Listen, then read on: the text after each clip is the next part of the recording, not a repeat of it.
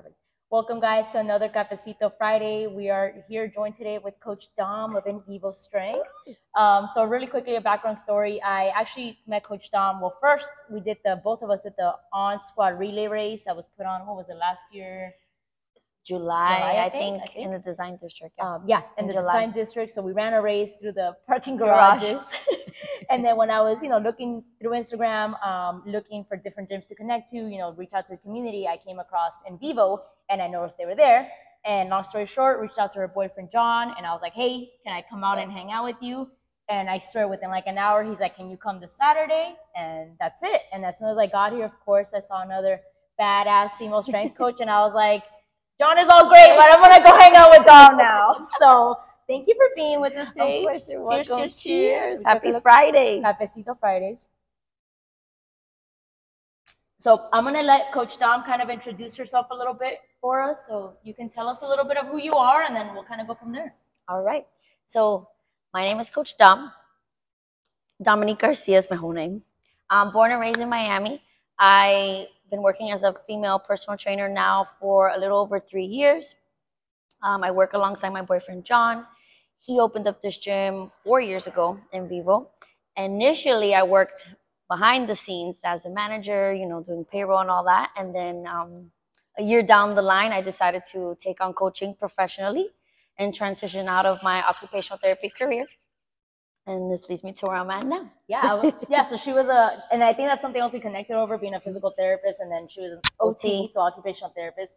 What was kind of that, what kind of triggered you to make that switch? Because you were doing pediatrics? Yes. Okay. So I've worked typically with kids my whole life. Okay. From daycares and schools, summer camps, the whole nine. And then I went into occupational therapy. Have worked as an occupational therapist for 5 years.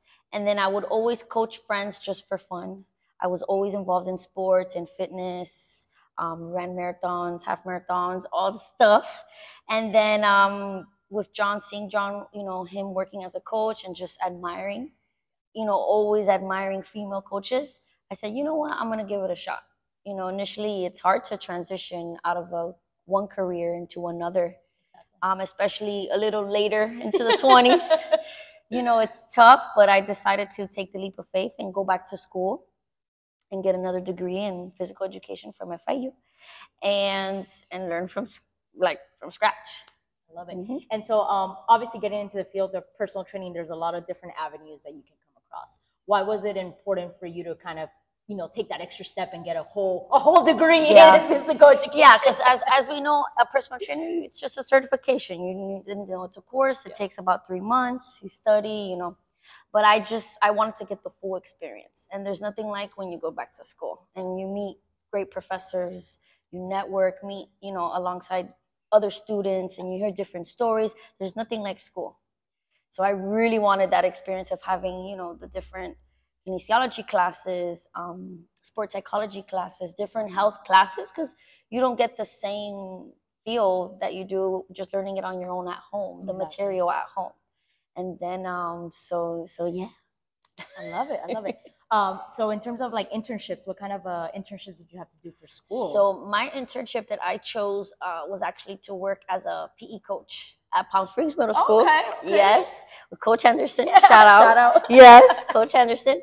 And I actually chose PE because since I've always worked with kids, but I have never worked with kids in that environment. So it was 100% comfortable for me, but yet challenging because it's also middle school age group. And I was always exposed to elementary age kids, and younger. So middle school, I wanted to choose something. As an OT, I was already in the rehab setting, so I wanted something different. And it was definitely a challenge, but however, it definitely sharpened up my coaching skills. Having to coach PE with 30 plus kids all day long, 6 periods a day is no joke.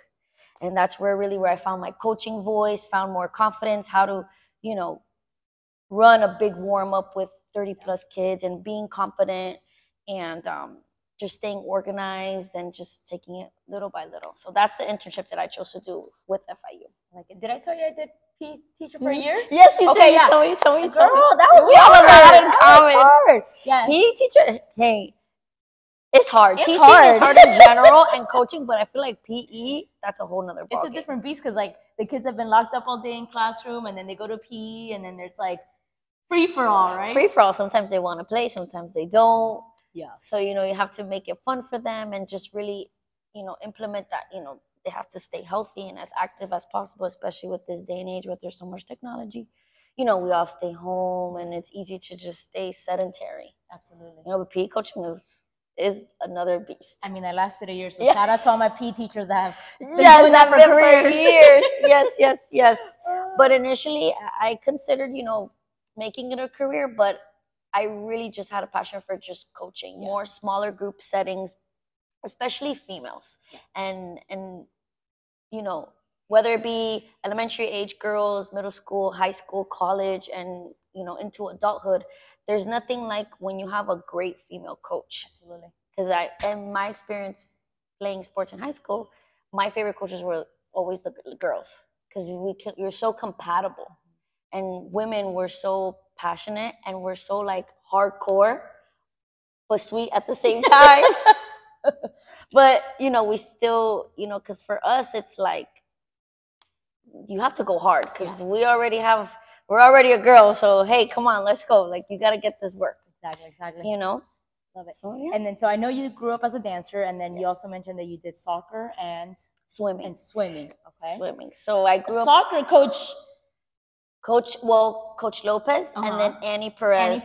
Coach Annie Perez. She is one tough. One tough cookie. She was, my coach was Coach Lopez. Shout out Coach Lopez. Still, I love her. She was definitely my favorite. Annie would come in once in a while. Gotcha, once in a while. But since she worked at American High School. So you had two female coaches.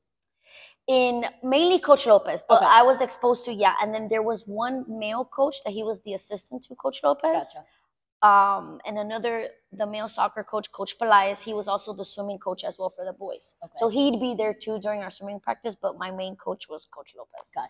And she's a girl. So we hit it off right away, and transitioning from dancing my whole life. Again, I had male instructors too for dance, but mostly women. And then transitioning into sports as a junior in high school, it was really tough because I don't have those athletic abilities. I was just willing and determined to learn a sport that I've never played in my life. Yeah, for real. Soccer, like that's usually, you know, you start off very young for that, but I was tough, and my goal was only just to make it to the bench. I didn't care if I played perfect. I just wanted to make it to the bench. And I met amazing girls. The girls, you know, friends of mine from high school, they were already on the team. They helped me train throughout the summers. And then when I talked to Coach Lopez about taking me in, you know, she's like, okay, we got to work for it, you know?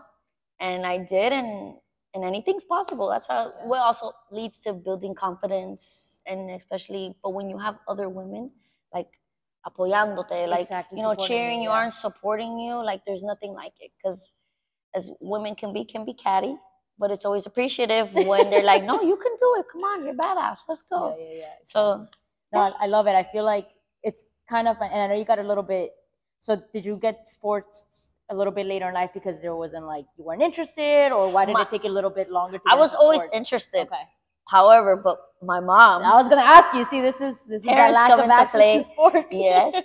My mom, she's like, nope, you got to stick to dance. She appreciated that I loved sports, but I would always ask, come on, let me just play, like, in a season, anything. I would ask her soccer, basketball, like track. I was dying to be in a sport while being in dance because I loved to dance too. But that athleticism and that part of being strong and being fast never left. But my mom just didn't allow me to participate until later in high school. You have more independence. I was like, I don't care what you say. I'm going to try. And I did. Love it. And she was at first, you know, taken back, and then she understood. You know, she's like, okay, you just go, girl. Yeah, I feel like, again, coming from a Latino Hispanic culture, it might have been, she didn't feel it was girls don't play sports. Exactly. So, you know, that was that stigma to her, you know, that old school mentality. But I'm like, yes, they do. You see them all the time. What are you talking about? I love it. Yeah. So that's why I got into sports a lot later. Gotcha. But I always worked in summer camps, still had that sports side. Mm-hmm. And dance is also a sport in its own way. Athletic as heck, yeah. Mm-hmm. And we did it competitively too, me and my sister. So we'd train 4 hours a day, different disciplines from ballet to jazz, and you're still having to take care of your body. You're still putting your body through a lot. So it's very similar to an athlete. It's just different, more graceful, I guess. I love it. I love it. Yes. Awesome. Okay, so you kind of transitioned into sports, and then fair game, kind of everything evolved after that, right? Yep. After I graduated high school, I wasn't sure where I wanted to go career-wise. So I always worked at a gym from 16 years old, from daycare to front desk to floor, which was like picking up the weights, cleaning up, all that stuff. And then I wasn't sure what I wanted to do, what career path, what I wanted to study. So I started working at Orange Theory Fitness as a front desk sales associate. And then one of the members there, along the way, I met a member named Erica. She was into bodybuilding. So I'm like, you know what? I want to do that. So I actually competed in a bodybuilding competition one time, only once. That takes discipline. Yes. Oof. Oh my God, it was one of the hardest 5 months of my life, because I had taken a break from working out kind of entirely, especially after high school.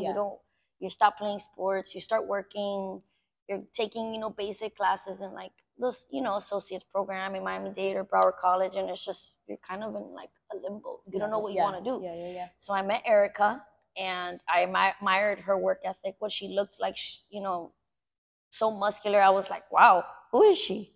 So when we spoke, I hired her as my coach. I worked for, I think it was 5 months. I did bikini category. I dropped like 30 pounds. It was very intense. But after that, I was burnt. I was so burnt out. Like, I didn't want anything to do with lifting weights, with doing anything. So I took a break from working out. I would just go to work at Orange Theory. I would take classes here and there. And then a few months later, I decided to train for a half marathon. Which one was that? I did Key Largo Bridge run around November time. And I remember one of my coworkers at the time, Shannon, she had ran like 4 marathons. She was a marathon girl all the way. And she actually is the one that convinced me to train for it. Because it's always nice to have a goal. And since I had done bodybuilding and I knew I didn't want to do it again and put my body through that, I didn't really love how I felt, nor what it did to my mind. Bodybuilding is great, but you go through a lot, because you see your body so lean 1 week, and the next week, that's not forever. That's not sustainable.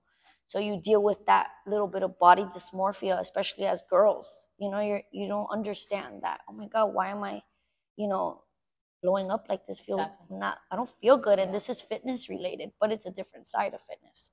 So it's just finding that happy medium. And then when I got into running, I loved it. I would train 4 times a week with my training partner. We trained 3 months. We did the Key Largo Bridge run. That was around November. And then I would have never ran a full marathon. I was like, and then you were hooked. And I was hooked. But again, it goes back to women supporting one another. If it wasn't for my training partner, Shannon, who said, come on, let's go for the full. I'm like, girl, no, I can't. No. And I was like, you know what? Let's do it. We trained another 3 months, and I did Fort Lauderdale A1A in February. That's coming up this weekend. I know, this Sunday, I think. Well, last Coach Tom, so do you want to run the women's marathon in November? Or maybe. Are we convincing you? All right, maybe. Guys, we got a maybe. We're going to follow up on that. We're going to follow up on that. Maybe. I haven't ran a full marathon since then, and that was 2015. 9 years ago. Come back here. 9 years ago. So I ran the full, and I felt accomplished. Fantastic, great. But again, if it wasn't for my training partner, which is a girl, I would have never done it. Exactly. Again, it always goes back to, there's always been a woman in my life that like mentored me or has, cheered me on, or, you can do it. That you're like, yeah, I can do it. You're right. Yeah, it just hits differently when like another, whether it's like you said, a teammate or a coach or a mentor, it just comes, something about, a woman supporting another woman just hits differently. Especially when they have experience in it and you don't, and then they look at you like, no, you can do it. Like they believe in you without even knowing you can do it. And you're like, yeah, you're right. I'm tripping. I can do it. Exactly. I can do it. And then, I haven't ran a full marathon since. But since then, after that, I decided to go back to school. I went to Kaiser University, became an occupational therapy assistant. It's just fitness has, you gain the confidence physically and mentally.